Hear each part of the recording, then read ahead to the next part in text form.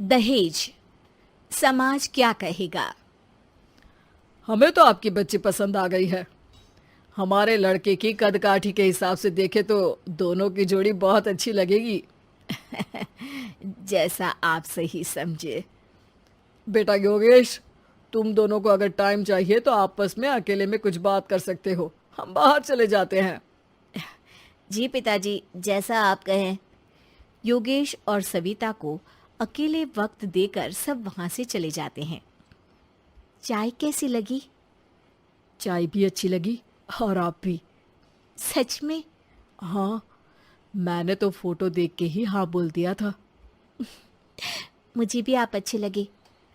आपको कुछ पूछना हो तो पूछ लीजिए, जैसे खाना बनाना आता है या नहीं, घर के क्या क्या काम कर लेती हूँ, वगैरह वगैरह। वो तो मेरी माँ आपकी माता जी से पूछ ही लेंगी। वो मेरा डिपार्टमेंट नहीं है। इधर योगेश और सविता जिंदगी भर का साथ जोड़ने की बात कर रहे थे। उधर सविता के पापा योगेश के पिताजी के सामने हाथ जोड़ के खड़े थे। देखिए, हमारा बेटा पढ़ा लिखा है, अच्छी नौकरी करता है। उसमें जितना पैसा लगा है कम से कम उतना तो मिलना चाहिए ना। 10 लाख से कम में तो नहीं हो पाएगा। बेटी हमारी बहुत होनहार है और 7 लाख भी तो कम नहीं होते हैं ना जी। अगर आप हमारी बेटी को शादी के बाद काम करने देंगे तो 3 लाख तो 6 महीने में ही कमा लेगी। हमारे घर में ये सब नहीं होता। औरतें घर संभालती हैं और आदमी बाहर के काम। जरा मेरी बात तो समझिए। एक कार देने के बाद 10 लाख रुपए नगद देने में हमारी कमर टूट जाएगी। और इसके अलावा टीवी फ्रिज तो देना ही पड़ेगा। शादी की तैयारियां, मेहमानों की पूछ परख, बारातियों का स्वागत। बेटी की शादी में बाप पर बहुत दबाव होता है जी। देखिए, हमारा बेटा कोई दुकान में रखी चीज नहीं है जिसके ऊपर हम भाव ताव कर सके और आप उसे कम दाम में खरीद लेंगे। 10 लाख से एक भी रुपया कम नहीं होगा। ठीक है, जैसा आप कहे जी, पर आधा पैसा अभी और आधा कन्यादान के वक्त दे देंगे। अरे, इसमें भी किश्त मांग रहे हैं आप? हमने तो सोचा था कि अच्छा परिवार होगा आपका। अच्छा ही परिवार है देवनाथ जी, पर पैसों की थोड़ी तंगी है ना, वरना सब ठीक ही है हमारे परिवार में जी।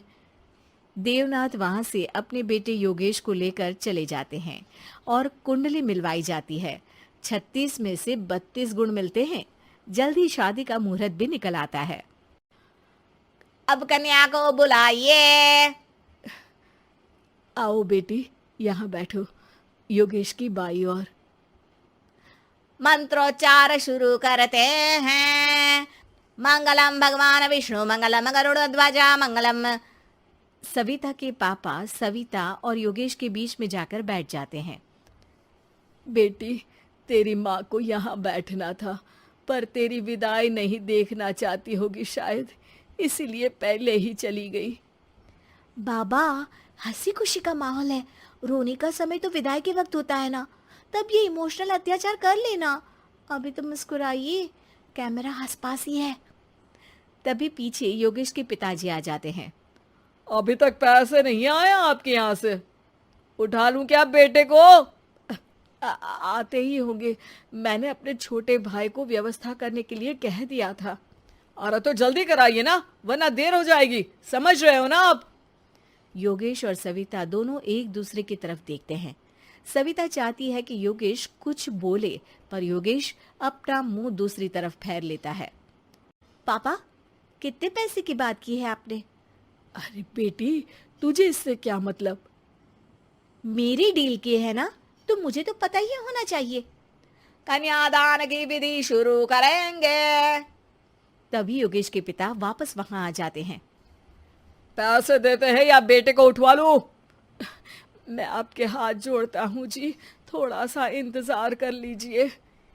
देवनाथ वहां से चले जाते हैं। तुम अपने पिताजी से कुछ कहते क्यों नहीं? उनके सामने कोई आवाज नहीं उठाता। ऐसा नहीं है, कोई तो उठाएगा ही। तभी वहां सविता के चाचा एक बैग लेकर आते हैं और सविता के पापा को देते हुए कहते हैं, 9 लाख ही हुए।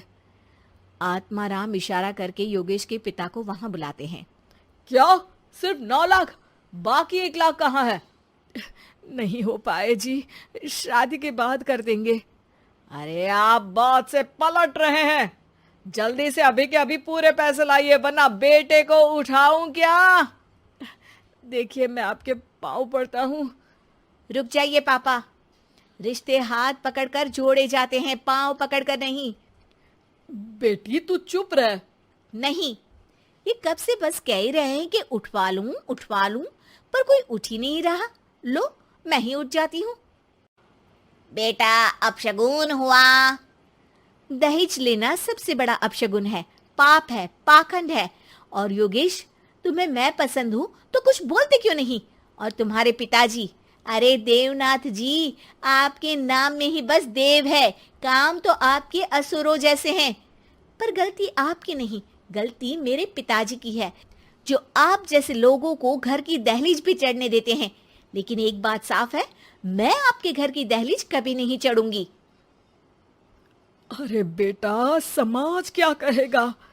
यही कहेगा कि सविता के भीतर की माँ दुर्गा जाग गई थी, जिसने पापा के खिलाफ, गलत के खिलाफ आवाज उठाई।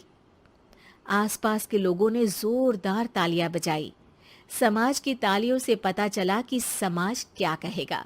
समाज ने सविता की बात को स्वीकार भी किया और उसको अपने सर आंखों पर भी बिठा लिया। सविता के पिता में हिम्मत जागी और उन्होंने कहा, देवनाथ जी, आप कह रहे थे ना बेटे को उठा लूं क्या? उठा लीजिए। हमारी बेटी को आपका लड़का पसंद नहीं है और हमें आप